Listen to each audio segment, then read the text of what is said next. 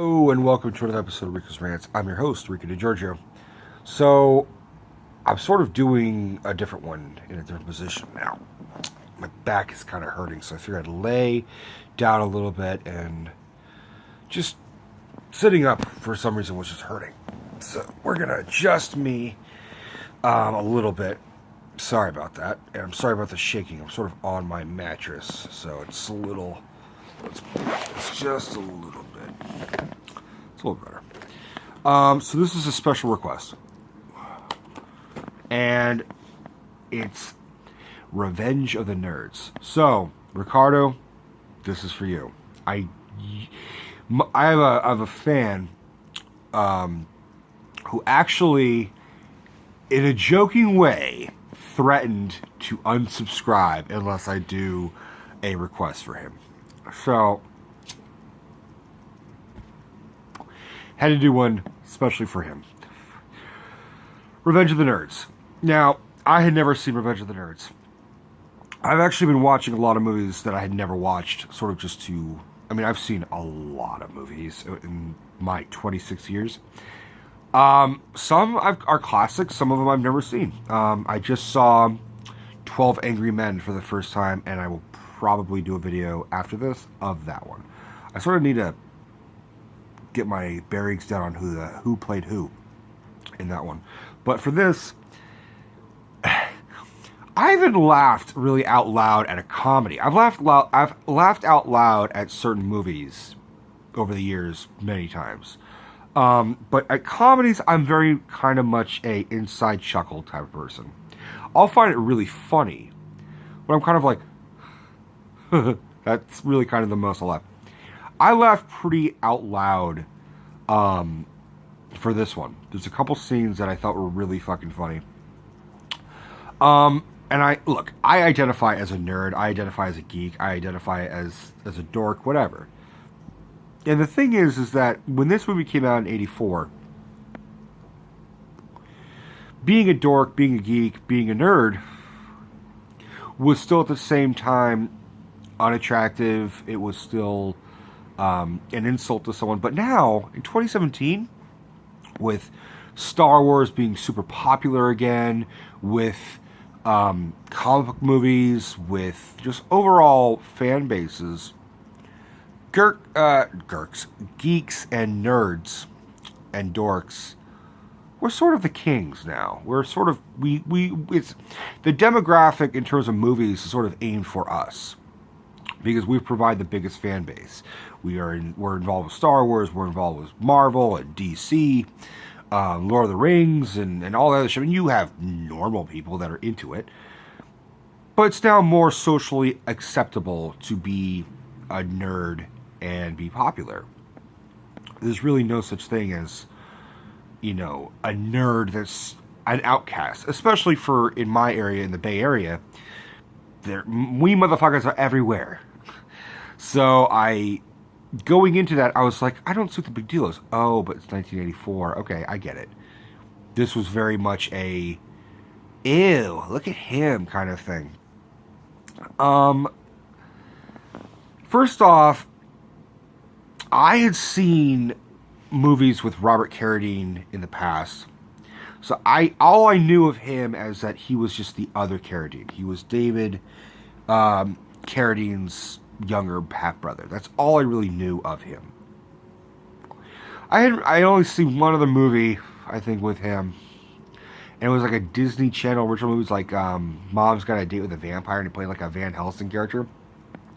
So that was really my only main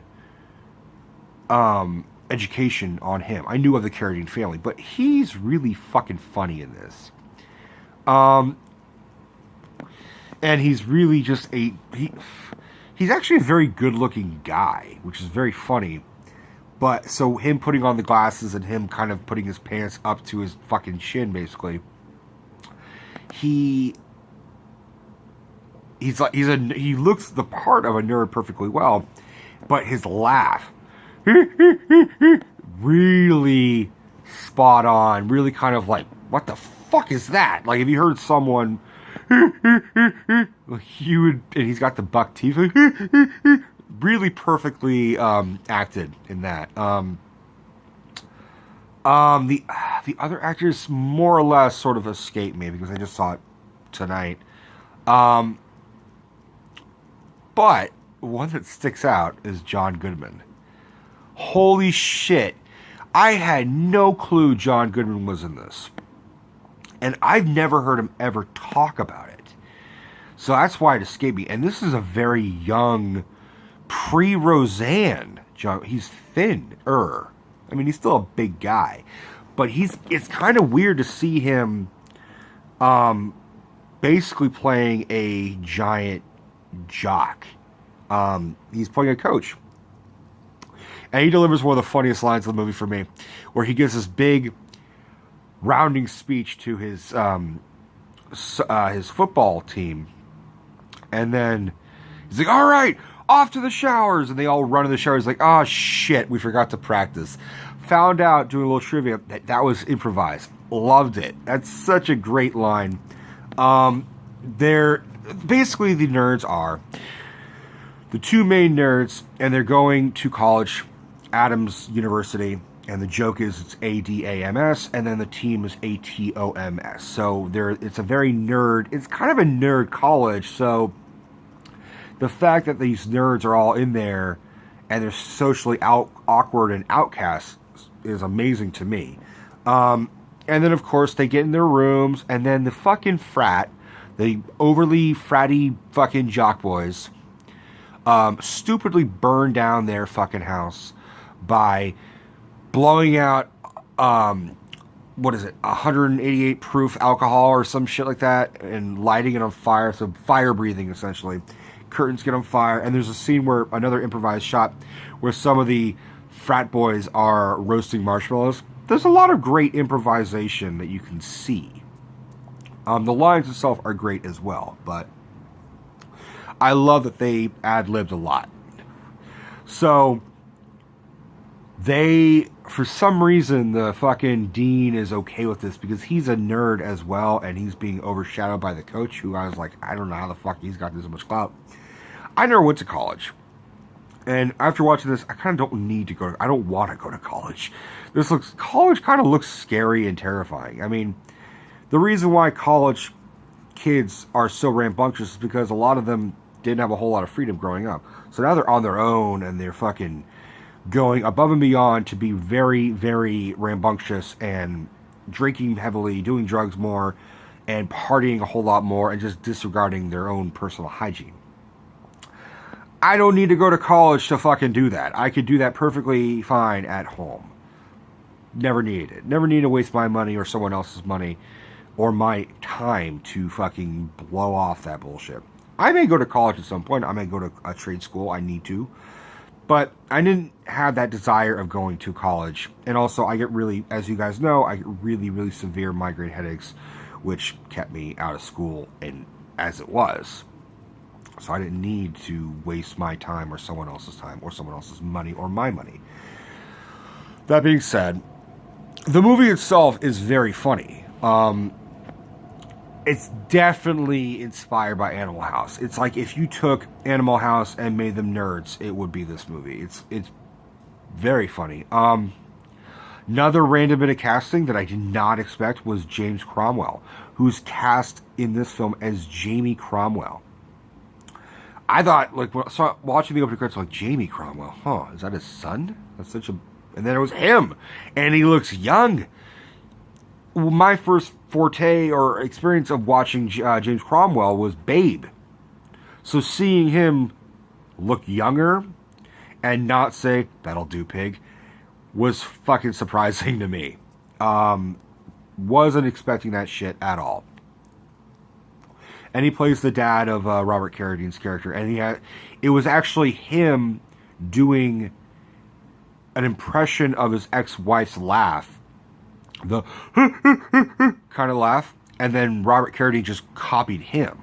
So, somewhere out there, James Cromwell's wife is not happy. Maybe she's not aware. But really interesting, good dynamic between the two of them. And despite the fact that these guys are nerds and geeks and everything, they all have heart.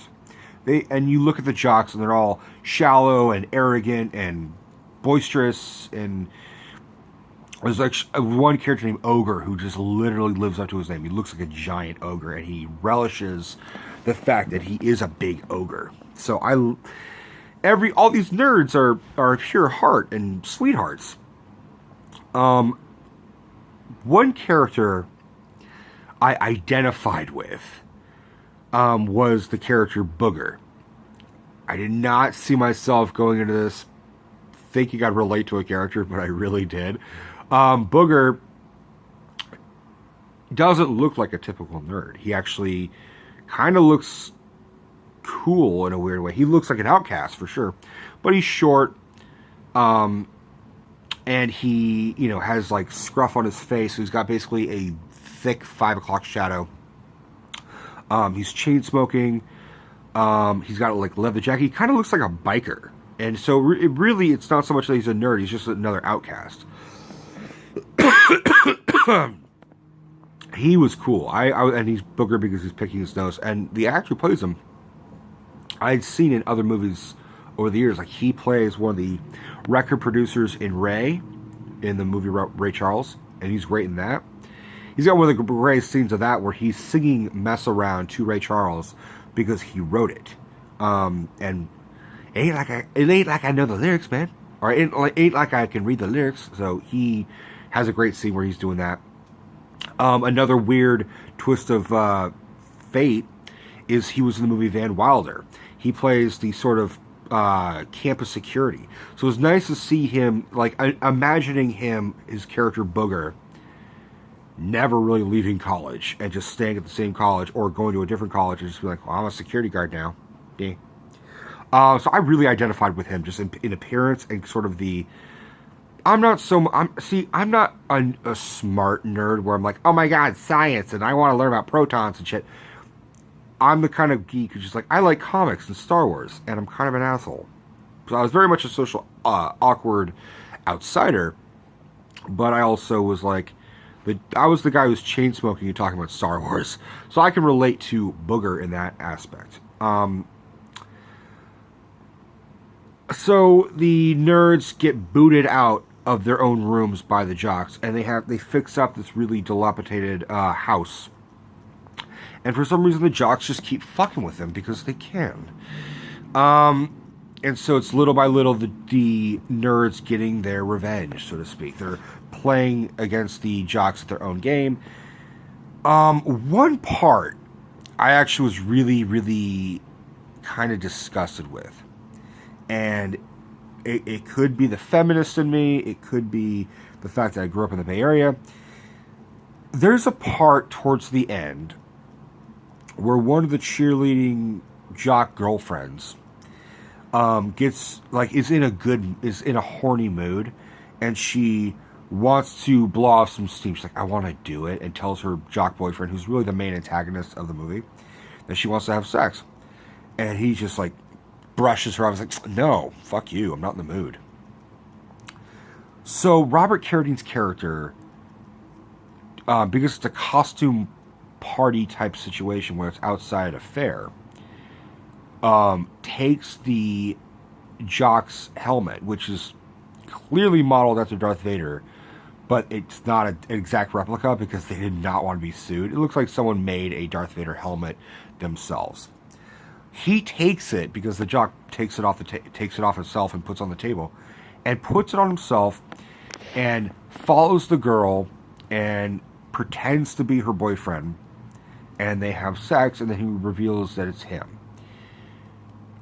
And luckily for him, she's so impressed with his sexual prowess that she forgives him and is now infatuated with him, and now is sort of, at the end of the film, in a relationship with him. I had a big problem watching the movie, and thankfully it was at the end where I'm just like having a great time, laughing, and I'm like, oh my fuck. Because that's, to me, a form of assault. She didn't know who she was sleeping with. She didn't know that she was fucking someone that she clearly despised. And it doesn't matter if he's sexually proud, if he's amazing in bed. That's still assault. you can have a satisfied rape victim. It's, to me, that just kind of made me look at Robert's character and be like, ugh, you're not a fucking, you're a nerd, but you're also a fucking rapist. He just got lucky that she forgave him and didn't find it a big issue. That would not go well with moviegoers now. I mean, that, and again, it could be just being like, I'm too much of a liberal or too much of a feminist or whatever. I was like, this bitch got assaulted. And I know I just said this bitch, but like, that's not, for me, I'm not, I don't view the word bitch as a way of insulting women, unless they specifically said, please don't say that, that insults me, that's offensive. And then I'll say, I'm so sorry, I will never say that to you. I call men bitches, I call guys motherfuckers. It's just me swearing. But I felt like she was raped, personally. There's a lot of scenes where it's like, yeah, they're nerds and they're horny because all they think about is sex, is what one of the characters says. There was a lot of distasteful parts. It's like where they were spying on these girls, like they put in video cameras on girls changing, and they steal their underwear, and I didn't understand what the revenge part of them stealing the panty raid. It really was less about the jocks and more about women. And it just was, to me, it was just an excuse to get them to look at naked women. And I kind of felt like it was mean-spirited, in my opinion. If I was in that fraternity with all these other nerds, they're all like, let's go steal women's underwear, I'd be like, what the fuck is wrong with you guys? Can't you fucking, like, speak from the heart and not fucking, I mean, these jocks are doing that type of shit to get women because, like, oh, I'm an arrogant asshole, you love me, and some women love the bad boy. I just felt like, as a storyline, it was illogical for me. And if I was in that situation, I would never do it. I'm more of I'm gonna croon Sinatra to you, and maybe you'll like me. Not gonna steal your underwear and rape you and be like, oh, well, that was nice. What the fuck? So the movie itself is very funny, but it's got a lot of parts where just like, what?